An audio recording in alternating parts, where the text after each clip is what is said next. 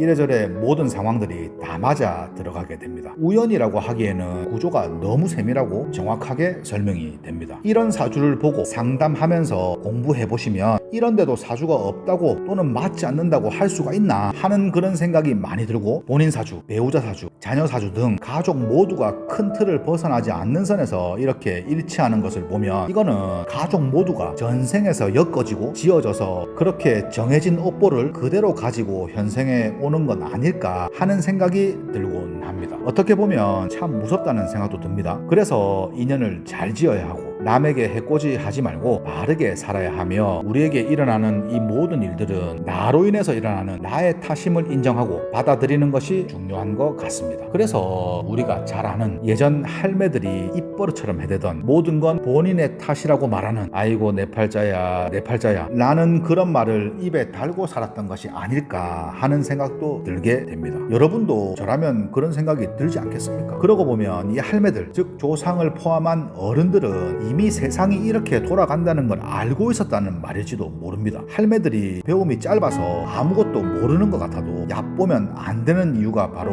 이런 것입니다. 이 세상을 살아온 경험치, 이거 무시할 수 없거든요. 그 어떤 지식보다도 더 확실한 지식이 경험입니다. 사주도 그런 것입니다. 안녕하세요. 오늘은 사주풀이를 한번 해보겠습니다. 이민년 정미월에 상담을 한 분입니다. 블로그에는 제가 오래전에 포스팅을 해놨습니다. 제가 아래 영상 설명란에 링크를 걸어 놓을 테니까 들어가셔서 읽어보시는 것도 좋을 것 같습니다. 영상으로 보고 듣는 것과 글로 읽는 것은 차이가 있습니다. 저 같은 경우는 영상보다 글을 읽는 것이 훨씬 더 보기가 수월하고 편하고 또 집중도 잘 되는 것 같습니다. 여러분들은 어떨지 모르겠으나 사람에 따라 다르겠지만 어쨌든 저는 그렇습니다. 제가 이렇게 유튜브 영상을 올리고 블로그에 포스팅을 하는 명식들은 모두 상담자에게 허락을 구한 것이 세상 밖으로 나오게 됩니다. 사주는 개인정보가 아니라서 굳이 허락을 구하지 않아도 될 듯 하지만, 영상이나 블로그에서 사주를 풀이하는 중에 본의 아니게 상담자가 추측이 될 만한 정보가 누설이 되면 상담자가 특정이 될 수 있기 때문에 매우 주의를 해야 됩니다. 사주가 특정인의 개인정보가 될 수 없는 이유는 해당일 해당 시간에 태어난 분이 그분 혼자가 아니기 때문이지만, 그래도 사주를 상담하는 우리의 입장에서는 늘 경계하고 또 경계해야 할 부분입니다. 상담자의 사생활을 포함한 충분히 은밀할 수도 있을 그런 상담 내용들로 인해서 이런 온라인상에서 절대 상담자가 특정이 될 수 없도록 우리는 노력해야 할 것입니다. 자, 이 사주를 보자마자 어떤 느낌이 듭니까? 갑진년에 기사월에 경신일에 이모십니다. 일단 경신일주는 주체성이 매우 강하고 남의 말을 잘 안 듣습니다. 죽었으면 죽었지 절대 아쉬운 소리 안 하고 자기의 소신대로 살아가는 내성적인 분이 대부분입니다. 이제 가까워져서 좀 친해지면 외향적일 수 있겠으나 본래는 내성적이고 독자적이면서 스스로가 고독을 자처하는 분이 많습니다. 신중임수 식신은 마르지 않고 유기함으로 이걸 말하는 겁니다. 이 구조 같은 경우는 시간에 임수 식신이 투관했으므로 머리는 좋은 편입니다. 괜찮다는 말입니다. 경신일주가 대개는 머리가 나쁘지 않습니다. 이 구조에서 문제는 관살이 혼잡된 것입니다. 올지사화, 시지오화 이렇게 말입니다. 지지에 자수가 빠진 수국, 즉 식상 반국을 지었으므로 부부운이 부실할 가능성이 매우 큽니다. 사실 이런 구조는 부부운이 좋을 수가 없습니다. 이분이 만약 직장 생활을 했다면 직장에서는 잘 나갔을지 모르겠으나, 이분이 만약 잘 나갔다면 절대 부부운이 좋을 수는 없습니다. 조직에서 잘 나가기 위해서는 어려서부터 공부를 열심히 해서 좋은 조직으로 들어갔어야 했는데, 이것은 유년 시절의 성장 환경이나 부모의 유무덕, 친구관계, 배우자의 희귀 등에 따라서 얼마든지 다르게 나타날 수 있으므로 같은 사주라 하더라도 조금씩 다르게 사는 이유가 되는 부분입니다. 그렇기 때문에 사주만을 놓고서 반드시 이렇게 될 것이다, 반드시 잘 될 것이다, 반드시 망할 것이다 라고 예측적인 통변을 하는 것은 조금 문제가 있다고 봅니다. 저도 처음에는 몰랐습니다. 사주를 공부만 할 때는 그런 줄 알았었는데 수많은 사람을 상담해 보니까 같은 사주를 가지고도 다르게 사는 사람이 있다는 걸 봤기 때문에 이렇게 말을 하는 것입니다. 참고로 저하고 생년월일이 똑같은 시간만 다른 여성분은 정신과 의사였습니다. 여성분이니까 대운이 저하고는 반대로 가겠지요. 제가 관을 잡는 팔자다 보니까 당연히 그분은 여성분이니까 부부운이 부실할 건데, 실제 그분은 한 번도 결혼을 하지 않은 미혼이었습니다. 이분이 만약에 결혼을 했다면 무조건 이별을 한다고 단정을 지을 수는 없겠으나, 부부관계가 불미하거나 배우자에 대한 만족도가 떨어지거나 하는 등으로 나타나는 것은 거의 확실합니다. 요즘 세상이니까 지금 제 나이에 미혼이 있지 30년, 50년 전만 하더라도 누구하고 결혼을 해도 했을 거 아닙니까? 반드시 이렇게 된다는 통변은 아니라는 말입니다. 여러분들 이해가 됩니까? 어쨌든 그렇습니다. 다시 이 상담자 사주를 보겠습니다. 이런 구조가 부부운이 좋기 위해서는 심성이 착하고 유한, 부드럽다는 말입니다. 너무 주체가 강하지 않은 대인배적인 남편을 만난다면 조금 나을 수는 있겠으나, 저의 오랜 공부와 임상 경험칙을 보면 이거는 완전한 해결책이라고 보는 것은 무리입니다. 사주가 이러하면 결과론적으로는 이별 쪽으로 흘러가게 되고 남편이 불리해지게 됩니다. 이런 사주를 가진 당사자들과 상담을 해보고 또 주위에 이런 구조를 가진 지인들을 살펴보면 인간관계적으로는 문제가 없거나 오히려 보통의 사람보다 더 따뜻하고 좋은 분들이 많음에도 불구하고 결국은 그렇게 흘러가게 되는 걸 많이 봅니다. 참 희한합니다. 그럼에도 불구하고 사주를 상담하는 시중의 수많은 술사들이 요즘과 같은 세상에는 여성의 상관경관에 대해서 괜찮다는 둥, 문제가 없다는 둥의 식으로 통변을 많이 하지만, 식상은, 즉 상관은 관을 들이받고 치는 것만은 분명합니다. 언제 그와 관련된 일이 일어나는가를 찍어내는 것이 우리가 하는 이 공부의 결과라고 볼 수 있습니다. 상관이라는 이름도 상처상자에 상처낸다 이 말입니다. 벼슬관이니까 벼슬에, 즉 관에 상처를 낸다는 그런 뜻이지 않습니까? 그 이유적인 부분에서는 너무 많은 경우의 수들이 있고 누구의 잘잘못을 식별하기가 매우 까다롭습니다. 이렇게 가나 저렇게 가나 결과는 거의 비슷하다고 보면 됩니다. 동해안을 둘러서 가든 서해안을 둘러서 가든 시간이 더 걸리고 덜 걸리고의 차이가 있겠고 거쳐가는 과정과 풍경들의 차이는 있겠으나 어차피 결국은 서울로 가게 된다는 말입니다. 여기서 말하는 서울이 뭐겠습니까? 이별입니다. 이별에는 생별과 사별이 있습니다. 85% 이상이 그렇게 간다고 보면 됩니다. 만약에 이런 구조를 가진 분이 부부 사이가 유정하다면 남편이 조금 떨어지거나 아주 공처가이거나 조금 모자라거나 그렇다고 보면 됩니다. 틀림없습니다. 이 구조를 봤을 때 첫 남편은 월지, 사중, 병화가 될 것이고 두 번째 남편은 시지, 오중, 정화가 됩니다. 병인대운 들자마자 요때지요, 월지, 사중, 병화가 투출해서 이 병화가 올라옵니다. 결혼을 했으나 시모의 등살로 인해서 얼마 살지 못하고 이혼을 했다고 했습니다. 인사신 사명살운에 결혼을 했고 이혼도 하게 된 것입니다. 병인대운에 인목이 들어오면 인사신이 걸리게 되지요. 이런 운에 결혼을 하게 되면 대개는 해로가 안 됩니다. 여성의 나이로 20, 30대는 한창 결혼을 할 시기인데 이런 시기에 이런 운이 들어오니까 문제가 되는 거고, 이런 운에는 가급적 결혼을 하면 안 됩니다. 이때 이분이 저에게 상담을 하러 왔다면 저는 지금은 결혼을 하면 안 된다고 통변을 했을 건데, 그럼 이분이 저의 이런 말을 수용했겠습니까? 저는 아니라고 봅니다. 사주대장한테 엄청 오래 걸려서 사주를 봤는데 이놈은 사주를 제대로 볼 줄도 모르네 하면서 다른 곳에 다시 상담을 하러 갈 것이고, 다른 곳에서 결혼을 해도 된다는, 결혼을 해도 좋다는 통면을 듣고서 거봐라 여기서는 해도 된다잖아, 우리는 천생연분이라네 라는 말을 듣고 즐거워하며 결혼을 했을 거라는 말입니다. 이게 바로 비킬 수 없는 사주팔자인 것입니다. 그러고 나서 나중에 문제가 되었을 때 그때 가서 다시 저를 찾아오게 됩니다. 그런 손님들이 지금도 너무나도 많습니다. 하지만 더 큰 문제는 저 당시에 1980년대 중후반 정도를 말합니다. 여자 나이 20대에 결혼을 하지 않으면 마치 큰일이 날 것처럼 집 안팎에서 난리를 피우는 시대이니만큼 결혼을 안 할 수가 없었을 겁니다. 뭐가 이래저래 여건과 상황이 안 됐었던 겁니다. 무슨 말인지 이해가 됩니까? 이 구조에서 시모는 어떤 글자로 볼 수 있겠습니까? 연간 간목입니다. 연간 간목이 시모인데 허투된 간목의 록지인 인목이 요걸 말하는 거지요. 대운에서 들어오니까 인사신 사명살이 작동을 하는 것입니다. 시모는 이렇게 갑진으로 앉아서 간지도 매우 실하고 백호살인데 인목이 들어오니까 더 강해지는 겁니다. 가만히 있는데 인목이 들어와서 연간 간목 시모가 힘을 과하게 받으니까 문제가 되는 겁니다. 일간 경금은 등령했고 득지했으나 4월이라서 강하다고 볼 수는 없고 사신합으로 이걸 말하는 겁니다. 일지신금 요 건녹지가 수, 즉 식상으로 바뀌는 상이 있으므로 그렇게 강하다고 볼 수는 없습니다. 강해야 할 사주가 수가 많아진 구조라서, 즉 식상이 많아진 구조라서 월간 기토 정인이 조우적으로는 희신일 수 있는데, 그래서 조우적으로는 월간 기토 인성의 생을 반기고 또 필요한데 연간 갑목 요 시모가 갑기합으로 월간 기토 정인을 합거해 버립니다. 인성이 뭡니까? 주체성, 체면, 자존심 등이 되겠지요.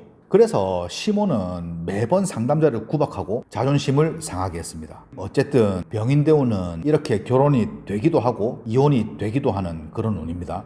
그럼 이 운은 길한 운입니까? 아니면 흉한 운입니까? 누가 이 질문에 답을 할 수 있겠습니까? 이게 운명이고 팔자라는 말입니다. 그럼 이 월지 사화 요 남편의 직업은 뭘까요? 사화는 역마살이면서 지살인데 그 속에 사중병화 남편이 들었으므로 남편은 버스 운전수였습니다. 반드시 버스 운전수라고 단정을 지을 수는 없겠으나 사신형이니까 남편은 스스로의 말과 행동과 기술을 쓰는 상으로 유추해 볼 수가 있습니다. 어차피 원국에서도 사신합, 형, 파로 내가 거치기는 하겠지만 해로는 안 되는 남자라고 볼 수 있습니다. 저의 경험상 이렇게 육합으로 엮이면 절대 비키지 못하는 그런 인연으로 봐도 됩니다. 제가 예전에 사주를 배우러 다녀보면 육합은 합이 아니라고 가르치는 곳도 있었습니다. 기가 막히는 일입니다. 그래서 선생을 잘 만나야 됩니다. 어쨌든 그렇게 이혼을 하고 얼마 안 있다가 재혼을 했습니다. 이 모두가 병인대운에 일어난 일입니다. 자식은 많을까요? 식상이 이렇게나 왕하니까 자식도 많겠지요. 그렇게 재혼한 두 번째 남편과는 3남매를 낳고 잘 살았습니다. 옛날 같으면 6, 7남매 이상을 낳는 그런 구조라고 봐도 됩니다. 한번 지우겠습니다.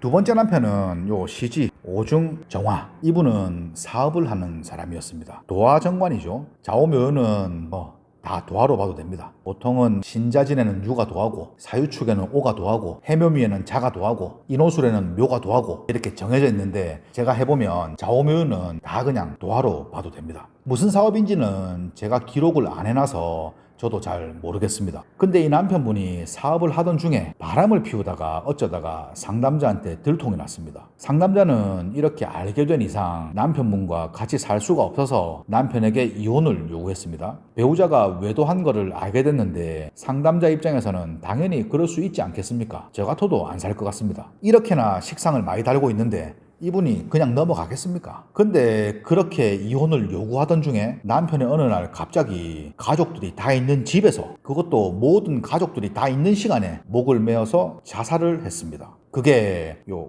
갑자대운 임진년입니다. 대운간 갑목이 들어오면 갑기합이 다시 동하겠지요. 아까처럼. 그러면 월간 기토는 폐인 역할을 못하게 됩니다. 즉 이 많은 수세를 막는 기능이 제한이 된다는 말입니다. 그 와중에 자수가 들어오게 되면 이걸 말하는 겁니다. 신자진 삼합을 완비해버려서 수국, 즉 식상국을 짓게 되고, 이렇게 되면 원국 어디에 숨어있는 화라는 화는 다 찾아내어서 꺼뜨려버릴 가능성이 매우 큽니다. 이 구조에서 화는 뭡니까? 관성 아닙니까? 관성이지요. 또 대운지 자수는 시지 오중정화의 절지로서 오화 남편이 너무 위험해지는 운입니다. 이 상태에서는 그냥 이렇게 좌우축만 봐도 흉합니다. 이게 오리지널 상관경관 아닙니까? 이미 원국상의 시지 오화는 요 시간 임수가 누르고 있고 일지 신금과 시간 임수에게 포위가 된 상이라서 운에서 살짝만 건드려도 매우 위험해 보이지 않습니까? 여러분은 그렇게 보일 때까지 사주를 봐야 됩니다.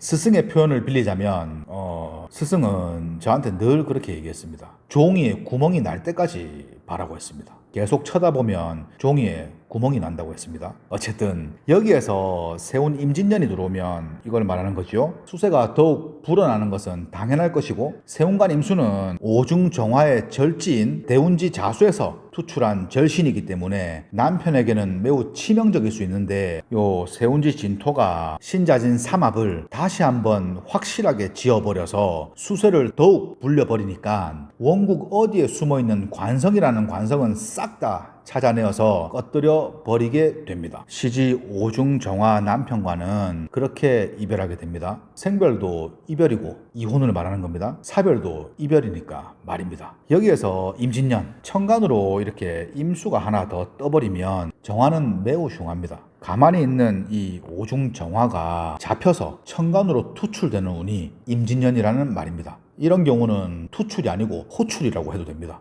잡혀서 올라온다는 말입니다. 정화가 타겟이라는 말입니다. 일단 여러분은 지금은 이 정도로만 알아도 충분합니다. 이 부분은 넘어가겠습니다. 시지 오화에 들어있는 요 오중병화는 말년에 만나는 관으로도 볼 수 있는데 이 관은 남자도 되고 직업도 됩니다. 두 번째 남편이 그렇게 돌아가고 어떻게 지내다가 어쩌다 보니까네 5살 연하남과 교제와 동시에 동거를 하게 되었으나 경자년에 요때를 말하겠지요. 좌우충으로 헤어지게 되었습니다. 이것도 상황경과입니다. 이 연하남을 언제 만났는지는 기록이 없습니다만 제가 운으로 볼 때는 아마도 이때 병신년이나 정유년 정도에 만난 것 같습니다. 이 무술년도 가능하지만 병신이나 정유일 가능성이 큽니다. 상담자가 이 연하남과 다시 재회를 원한다고 해서 제가 점을 쳐보니까 쉽지 않아 보여서 어렵겠다고 대답했습니다. 관성이 다른 비겁들의 파묻힌 상으로 나와서 현재는 다른 여자가 있거나 이래저래 여자 관계가 많을 거니까 그냥 정리하시라고 말했더니 이 연하남이 상담자와 함께하는 중에도 여자 관계가 복잡했다고 말했습니다.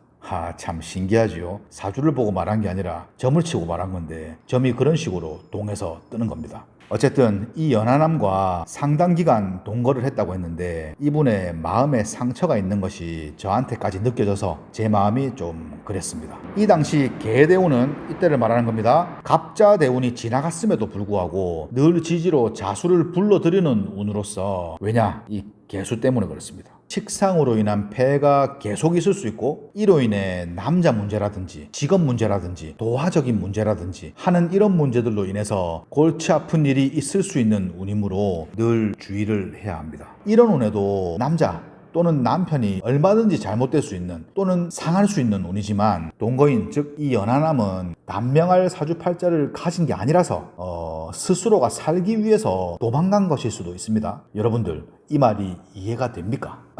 실제 상담을 해보면 이런 경우가 상당히 많습니다. 알다가도 모를 세상 참 복잡하면서도 무서운 인연입니다. 그럼 이 상담자분의 현재 직업은 뭘까요? 시지 이 오화가 도화라서 그런지 또 계해대운은 지지로 자수를 공협해서 계속 불러들여서 그러는지는 몰라도 도화와 관련된 일에 종사를 하고 있다고 했습니다. 저는 듣기만 들어봤는데 리얼돌 아십니까? 그거에 관련한 업소에서 사무를 보면서 동시에 유흥주점의 주방 직원으로 일을 하고 있다고 했습니다. 가게가 서로 붙어 있으니까 여기에 손님이 오면 여기에 응대하고 저기에 손님이 오면 저기에 응대하는 식의 업무라고 했던 것 같습니다. 직업의 종류도 참 다양한 것 같습니다. 상담자는 참 좋아 보이는 그런 분이었습니다. 어쨌든 임술대운도 이때를 말하는 겁니다. 식신이 광고에 올라타고 들어오는 운으로서 모든 관들이 다 입고될 수 있는 그런 운입니다. 연지진토와 대운지술토가 진술충을 하게 되면 입고된 수들과 즉 식상들과 입고된 화들이 즉 관성들이 출고됨으로써 또다시 상관경관이 일어나게 되고 남자 인연이 끊임없이 이어질 것이므로 남편 인연은 계속적으로 부실하고 불미할 수 있다고 볼 수 있습니다. 잠깐은 좋을 수 있겠으나 왜 사랑을 하면 잠깐은 좋잖아요. 그게 오랫동안 유지돼야 좋은데 어쨌든 이렇게 되면 결과적으로는 임술대운도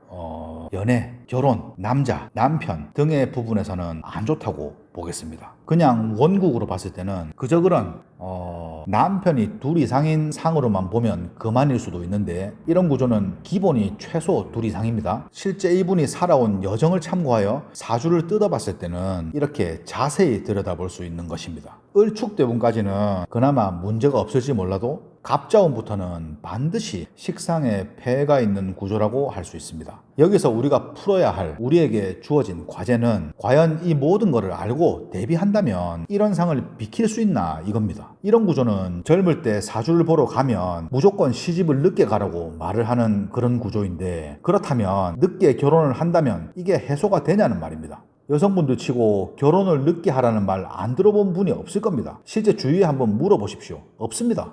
그래서 저는 절대 늦게 결혼하라고 늦게 시집 가라고 말하지 않습니다. 이런 구조는 늦게 한다고 해도 저는 해소가 안 된다고 보기 때문입니다. 만약 결혼을 늦게 한다면 나이가 들어서 하는 거다 보니까 언행이나 어떠한 결정 등을 함에 있어서 조금 더 심사숙고할지는 몰라도 그게 전부일 뿐 구조의 이런 상을 완전히 비키기는 어렵다고 봅니다. 당사자가 인지하고 노력을 하는 상태에서는 버텨갈지는 몰라도 완전히 비키기는 저는 어렵다고 봅니다. 이는 지금처럼 더운 여름날에 에어컨을 틀고 있을 때는 시원하지만 끄는 순간 바로 원래대로 더워지는 것과 같은 이치이지 않나 하는 생각을 해봅니다. 저하고 상담을 하신 분들은 제게 그런 말을 들어보신 분이 없을 겁니다. 실제 저는 상담 시에 그런 말을 하지 않습니다. 어차피 맞을 거 다 맞으면서 간다는 입장입니다. 표현이 좀 그렇습니까? 이게 우리의 삶이고 우리가 공부하는 사주팔자이지 않겠습니까? 다만 스스로가 노력하고 자제하고 개운하면 그 강도가 조금 덜하고 더하고의 차이는 분명히 있겠으나 제가 수많은 사람을 상담, 임상을 해봤는데 제 경험치고로 보면 그래봤자 딱 거기까지라고 보기 때문입니다. 상담자가 결혼을 했을 이 시대 때는 시집을 늦게 갈 수도 없었을 뿐더러 30이 다가올수록 온 가족과 친지들까지 아주 난리가 나고 게다가 유별난 집이라면 사람 취급을 못 받을 수도 있는 그런 사회적 풍토가 있었을 시대입니다. 무슨 말인지 이해가 되지요? 그렇게까지 해본들 완전히 가름됐을 거라고는 보지 않습니다. 그렇다면 여러분은 그럼 사주를 왜 보노? 하고 반문을 할 수는 있겠지만 제가 볼 때는 실제 사실이 그렇습니다. 노력하고 자제하며 인내하는 것 말고는 딱히 방법이 없다고 봅니다. 그게 사주고 팔자고 우리 사람입니다. 그렇습니다. 이분의 아들도 제가 상담을 했는데 그럼 아들의 사주에서도 부친과 모친의 이런 상이 나타날까를 한번 살펴보겠습니다. 당연히 나타나야 되겠지요. 만세력을 좀 바꾸고 오겠습니다.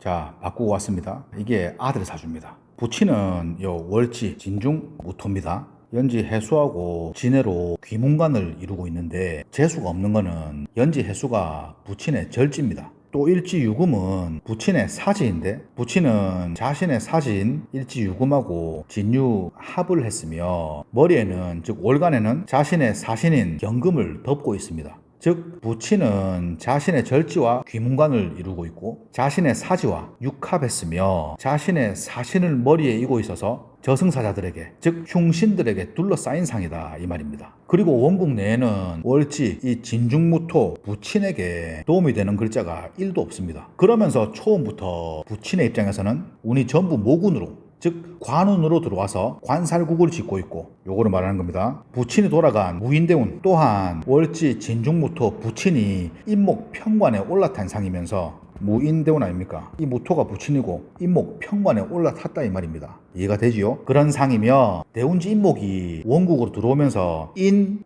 묘, 진, 목 방국을 짓고 인의 한 목으로 부친의 입장에서는 목세 즉 관살이 더욱 가중되게 됩니다. 이미 시간에 기토가 떠 있으므로 이걸 말하는 거죠. 이 지지에는 미토가 암신으로 늘 숨어 있다고 볼 수도 있기 때문에 이 구조는 해묘미 목국 삼합이 완전한 상태라고 봐도 됩니다. 해, 묘, 미 이해가 됩니까? 부친의 입장에서는 이게 전부 관살 아닙니까? 이런 상황에서 설상가상으로 세운에서 임진년을 만났고 세운간 임수는 이걸 말하는 거지요. 이 해수 부친의 절지에서 투출한 부친의 절신이 되고 이 절신 임수가 이 많은 관살들을 수생목함으로써 안 그래도 목세가 이렇게나 강한데 더욱 강하게 만들고 부친궁 이 진토가 이 세운지 진토와 복음이 되어서 합신인 유금을 불러들여서 진유합이 동하고 또 충신인 술토도 부르게 되어서 복음 반음이 강하게 일어나게 됩니다.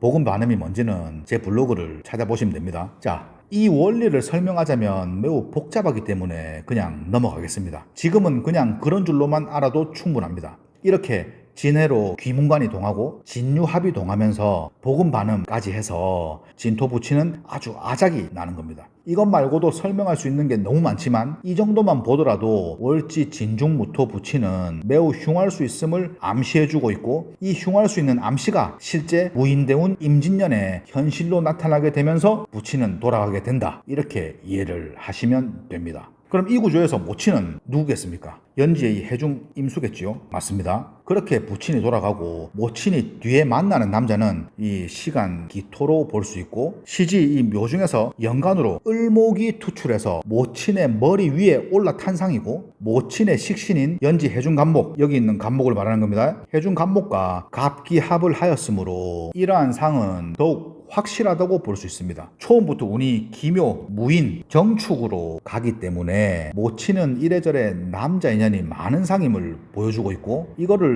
좋고 나쁘다로 단정 짓기는 어렵지만 조금은 그렇습니다. 비겁이 많지요. 을목, 묘목, 진중에 을목, 해중에 간목까지 비겁이 많은 구조로서 옛날 같으면 6, 7남매 이상일 수도 있겠지만 요새는 그런 집이 잘 없으므로 실제 형제는 3남매이고 이래저래 모든 상황들이 다 맞아 들어가게 됩니다. 우연이라고 하기에는 구조가 너무 세밀하고 정확하게 설명이 됩니다. 이런 사주를 보고 상담하면서 공부해보시면 이런데도 사주가 없다고 또는 맞지 않는다고 할 수가 있나 하는 그런 생각이 많이 들고, 본인 사주, 배우자 사주, 자녀 사주 등 가족 모두가 큰 틀을 벗어나지 않는 선에서 이렇게 일치하는 것을 보면 이거는 가족 모두가 전생에서 엮어지고 지어져서 그렇게 정해진 업보를 그대로 가지고 현생에 오는 건 아닐까 하는 생각이 들곤 합니다. 어떻게 보면 참 무섭다는 생각도 듭니다. 그래서 인연을 잘 지어야 하고 남에게 해코지 하지 말고 바르게 살아야 하며, 우리에게 일어나는 이 모든 일들은 나로 인해서 일어나는 나의 탓임을 인정하고 받아들이는 것이 중요한 것 같습니다. 그래서 우리가 잘 아는 예전 할매들이 입버릇처럼 해대던 모든 건 본인의 탓이라고 말하는, 아이고 내 팔자야 내 팔자야 라는 그런 말을 입에 달고 살았던 것이 아닐까 하는 생각도 들게 됩니다. 여러분도 저라면 그런 생각이 들지 않겠습니까? 그러고 보면 이 할매들, 즉 조상을 포함한 어른들은 이미 세상이 이렇게 돌아간다는 걸 알고 있었다는 말일지도 모릅니다. 할매들이 배움이 짧아서 아무것도 모르는 것 같아도 얕보면 안 되는 이유가 바로 이런 것입니다. 이 세상을 살아온 경험칙, 이거 무시할 수 없거든요. 그 어떤 지식보다도 더 확실한 지식이 경험입니다. 사주도 그런 것입니다. 책에 나와 있는 대로 통변을 해본들 절반은 일치해도 절반은 맞지 않는 이유가 바로 이런 이유입니다. 사주도 정상보다 비정상이 더 많기 때문에 우리가 잘 아는 보편적인 정상보다는 비정상 또는 편중된 사주를 많이 접해봄으로써 사주를 보는 눈을 많이 밝아지게 해가야 됩니다. 우리가 사는 세상은 배움의 지식보다 경험칙으로 얻은 지식의 가치가 더 큰 경우가 많습니다. 그래서 노인, 어른들을 비하해서 틀딱이라고 조롱하거나 얕보거나 무시하면 안 됩니다. 그들의 경험칙에서 얻은 지식은 대체로 옳은 경우가 많습니다. 제가 살아보면 그렇습니다. 그러고 보면 우리 모친께서도 자주 그런 말씀을 했습니다. 아이고 내 팔자야, 이거 말입니다. 요새도 한 번씩은 하시는 것 같습니다. 제 모친도 연세를 80이 낮으신 아주 할매이긴 합니다. 어쨌든 그렇습니다. 말을 하다 보니까 영상이 너무 길어진 것 같은데 오늘은 이 정도 하는 걸로 하겠습니다. 우리가 지금 하고 있는 사주 명리학 공부는 꾸준한 반복과 연습 그리고 체화입니다. 아무리 공부했다 하더라도 이것이 몸에 빼지 않으면 써먹을 수가 없습니다. 우리가 어릴 때 구구단을 외웠듯이, 그래서 지금도 구구단을 막힘없이 사용하듯이 한글을 줄줄줄줄 써내려 가듯이 사주도 그러한 방식으로 접근해서 체화가 되어야지만이 제대로 볼 수 있고 제대로 써먹을 수 있을 것입니다. 정성이 깃들지 않은 좋은 결과는 제 경험상 절대 없습니다. 영상 설명을 천천히